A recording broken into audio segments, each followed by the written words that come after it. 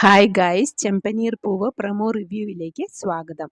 അങ്ങനെ best couples award സുധിക്കും ശ്രുതിക്കുമാണ് എന്നുറപ്പിച്ച് Chandramathi മെനക്കെട്ട് താലപ്പൊലിയും മാലകളും ചെണ്ടമേളവും ഒക്കെ ഏർപ്പാടാക്കി.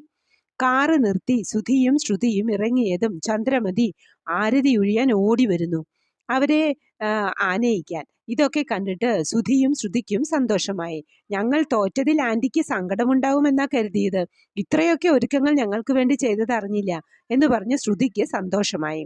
അത് പറഞ്ഞ് സുധി വേഗം ചെണ്ടമേളത്തിനൊപ്പം ഡാൻസ് കളിച്ച് തുള്ളിച്ചാടാനും തുടങ്ങി. രണ്ടുപേർ ഓടി വന്ന് അവരെ മാലയിടിയിച്ച് സ്വീകരിക്കാൻ പോയതും പിന്നിൽ വേറെ കാറിൽ സച്ചിയും രേവതിയും വന്നിറങ്ങി. അച്ഛാ, ഞങ്ങൾ ജയിച്ചു അച്ഛാ എന്ന് സച്ചി വിളിച്ചു പറഞ്ഞതും രവിയേട്ടന് കാര്യം മനസ്സിലായി.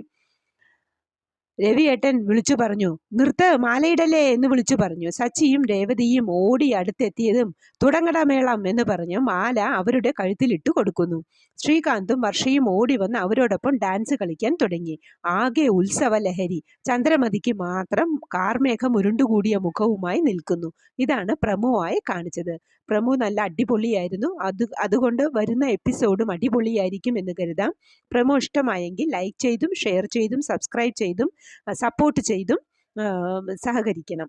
ഓക്കെ, അടുത്ത ഒരു എപ്പിസോഡിൻ്റെ പ്രമോവുമായി വരുന്നതുവരെ കാത്തിരിക്കുക.